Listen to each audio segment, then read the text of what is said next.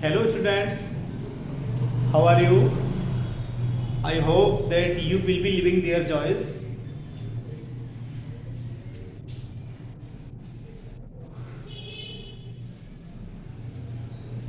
11th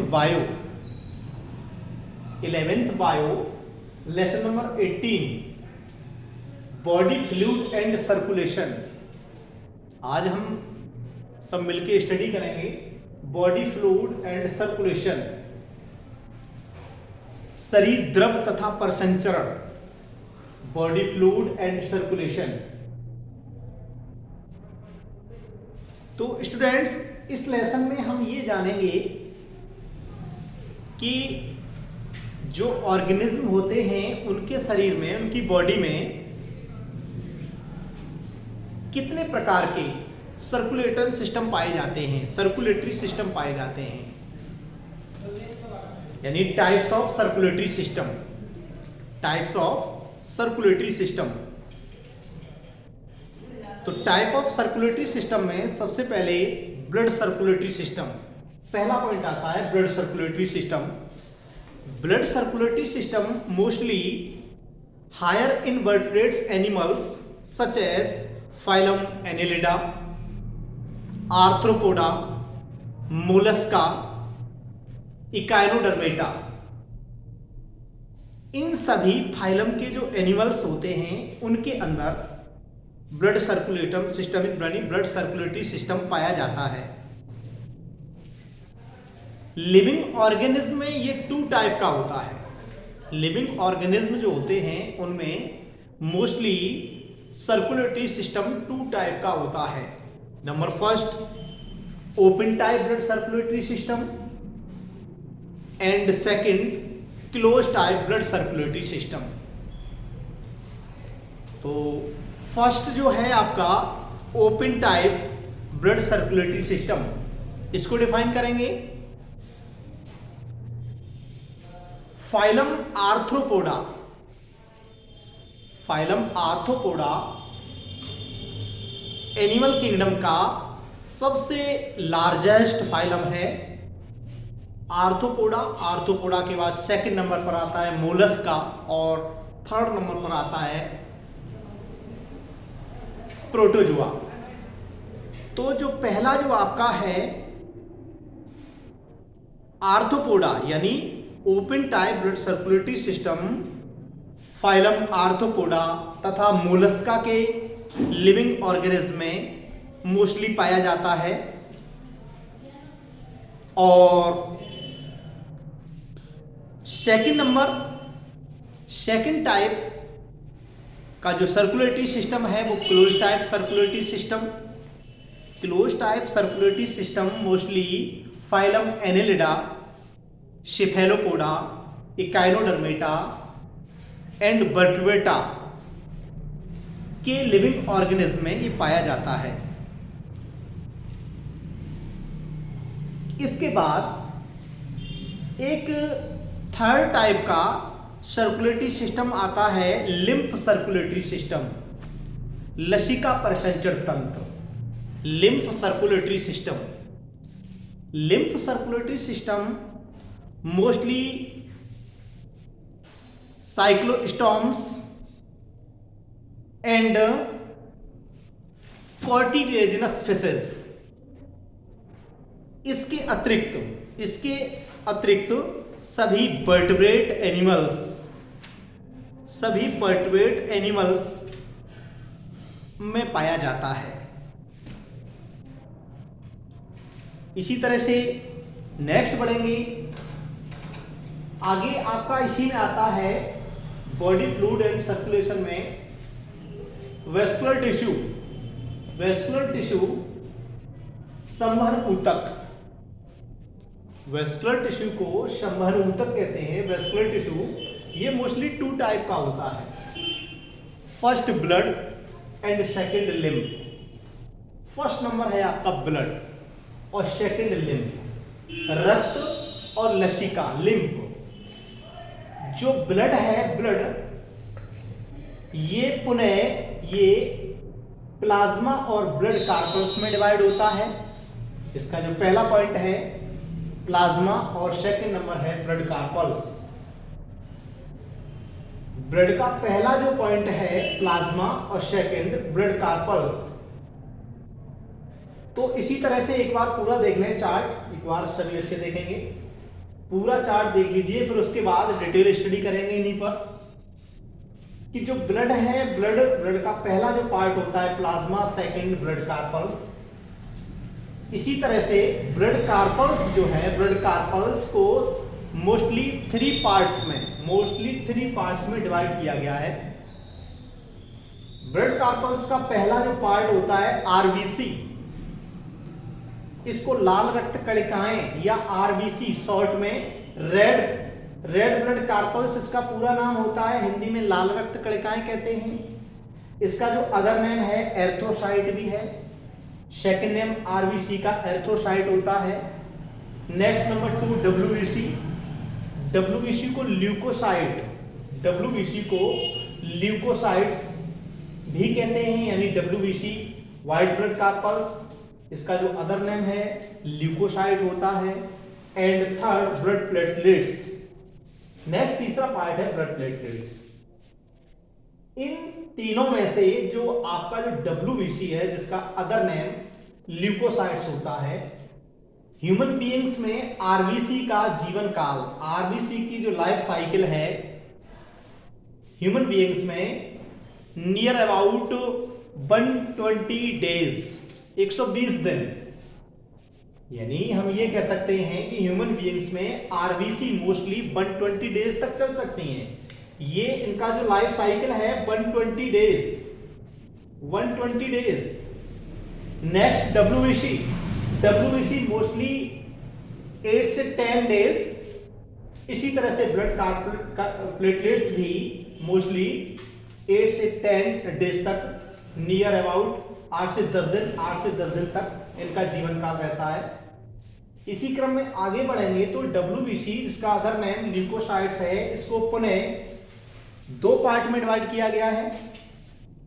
पहला part है granulocytes और second number A granulocytes. Granulocytes भी मोस्टली 3 पार्ट्स में डिवाइड है। पहला पार्ट है इसका eosinophils, second number basophils and third number neutrophils. इसी तरह से जो सेकंड पार्ट है इसका ए ग्रेन्युलोसाइट्स, ये मोस्टली 2 पार्ट्स में डिवाइड है, मोनोसाइट्स एंड लिम्फोसाइट्स। इसके बाद आगे पहुंचते हैं वेस्कुलर टिश्यू का जो सेकंड पार्ट होता है वो लिम्फ होता है। लिम्फ को 2 भागों में डिवाइड किया जाता है। पहला पार्ट होता है इसका प्लाज्मा और सेकंड पार्ट होता है ल्यूकोसाइट्स। फर्स्ट पॉइंट है इसका प्लाज्मा और सेकंड पॉइंट ल्यूकोसाइट्स। तो आप देख सकते हैं कि यहां से पुनः स्टडी करेंगे तो प्लाज्मा क्या है, व्हाट इज प्लाज्मा। सबसे पहले एक पॉइंट आता है प्लाज्मा।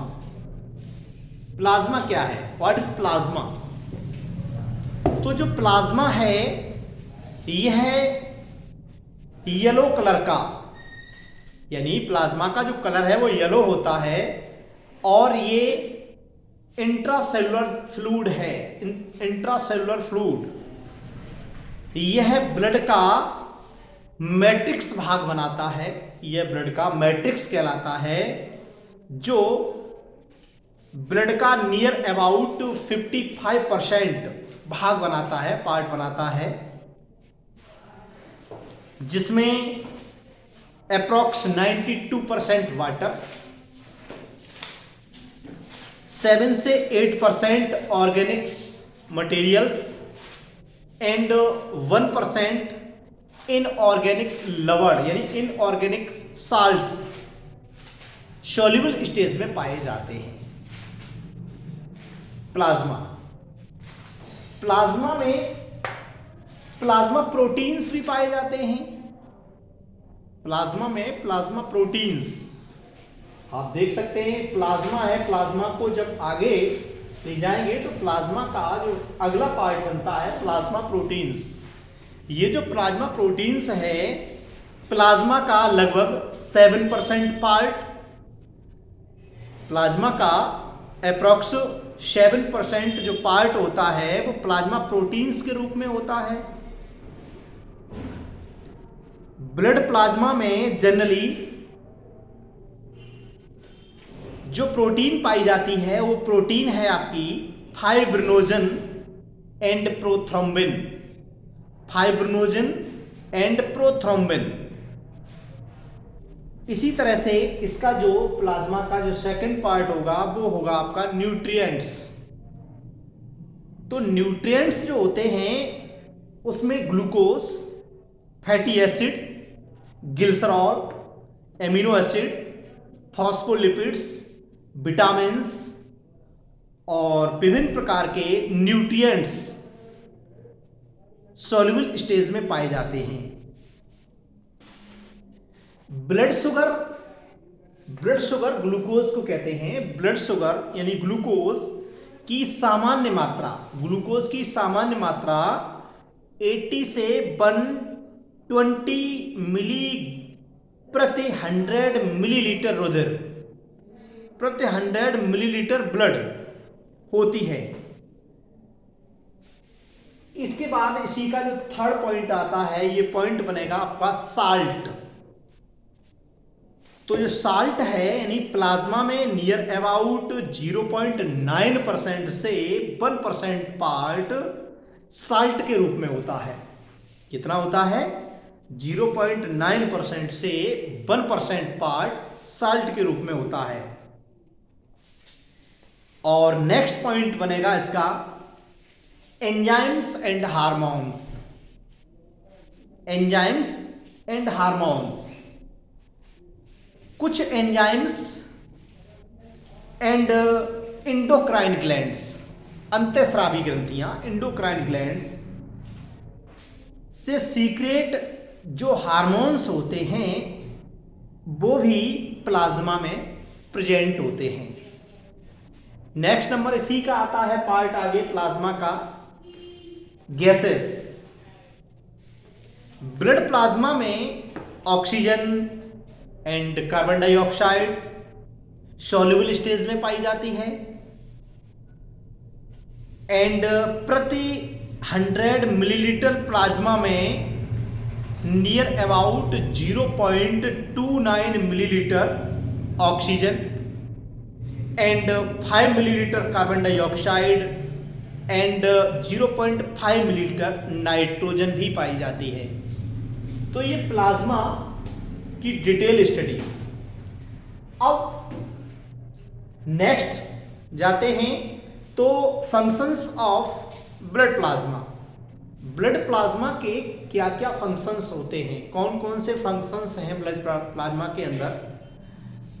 तो ब्लड प्लाज्मा जो है पोषक पदार्थों यानी न्यूट्रिएंट्स को, nutrients, hormones, enzymes, excretory materials आदि का ट्रांसपोर्ट यानी ट्रांसपोर्ट करेगा, ट्रांसपोर्ट करने में सहायक होता है। नेक्स्ट नंबर 2, यह ब्लड क्लॉटिंग बनाकर, ब्लड को क्लॉट करके, ब्लड का थक्का बनाकर और बॉडी से जो रक्त स्राव होता है, जो ब्लड बाहर निकलता है, उसको रोक देता है, कंट्रोल कर देता है। नेक्स्ट नंबर, यह जो प्लाज्मा होता है, यह प्लाज्मा ब्लड का पीएच मान कांस्टेंट बनाए रहता है। ब्लड का पीएच वैल्यू, पीएच वैल्यू का मतलब power of hydrogen, pH value यानी पावर ऑफ हाइड्रोजन, इसको कहेंगे पीएच वैल्यू। इसी का जो आगे घटक जाएगा वो पावर ऑफ हाइड्रोजन है, pH value. Next, blood plasma water balancing भी करता है, वाटर बैलेंसिंग, जल संतुलन में भी सहायक होता है। तो इसी क्रम में आगे बढ़ेंगे तो